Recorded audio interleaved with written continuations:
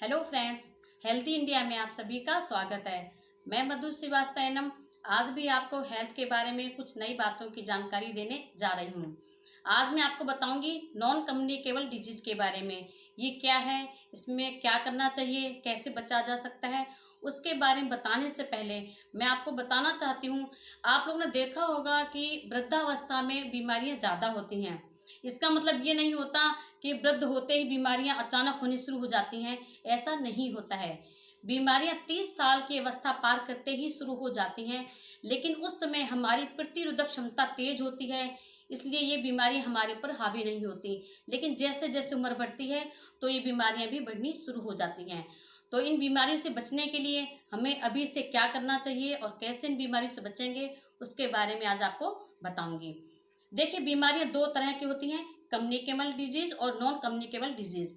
Communicable disease के अंदर वो बीमारियां आती हैं जो पास बैठने से, बात करने से होती हैं, जैसे कोरोना, स्वाइन फ्लू, सर्दी जुकाम, खांसी, बुक। आपने देखा होगा कि आंख आती है, आंख से पानी वगैरह पड़ता है, तो ये बीमारियां कम्युनिकेबल डिजीज के अंदर आती हैं।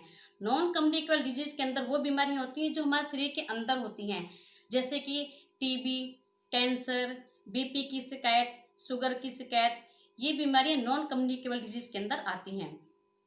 अब ये देखना है कि इनसे कैसे बचा जा सकता है।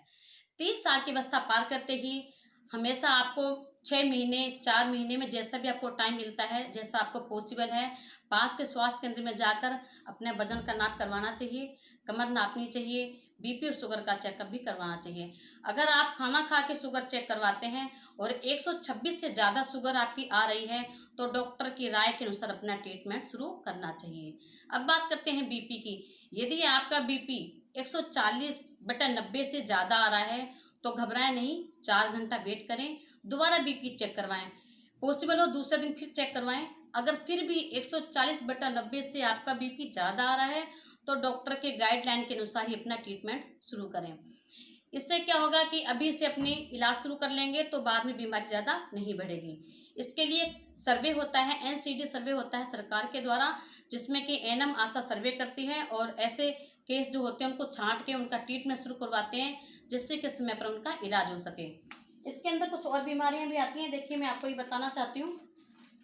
यदि सांस लेने में तकलीफ हो रही है, यानी कि सांस फूलती है कई बार अपनी, 2 सप्ताह से ज़्यादा खांसी हो रही है, बलगम में खून आ रहा है, दौरे आ रहे हैं, मुंह खोलने में परेशानी होती है, छाले चकत्ते या मुंह में वृद्धि का होना जो भी सप्ताह में ठीक नहीं हो रहा है, मुंह में छाले हो जाएं और एक सप्ताह में सही नहीं हो, तो ये भी चिंता का विषय होता है और डॉक्टर को दिखाना चाहिए।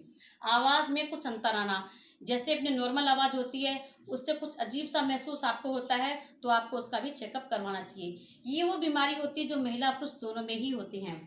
अब देखिए, कुछ बीमारी के बारे में बताऊंगी जो सिर्फ महिलाओं में होती हैं, जैसे कि स्तन में गांठ होना, निप्पल में से खून के साथ सिराव होना, स्तन के आकार व नाप में अंतर होना, महावारी के बीच में रक्तस्राव होना, रजोनिवृत्ति के बाद में रक्तस्राव होना और बदबूदार योनि स्राव होना। ये कुछ बीमारियां ऐसी होती हैं कि अगर आपको ऐसा कुछ भी महसूस होता है, आपको लगता है कि इनमें से मेरा कोई भी जवाब हाँ में है, तो डॉक्टर नर्स के पास जाके अपना चेकअप करवाना चाहिए। आज के लिए इतना ही, फिर नेक्स्ट मिलेंगे एक नई जानकारी के साथ नेक्स्ट वीडियो में। तब तक के लिए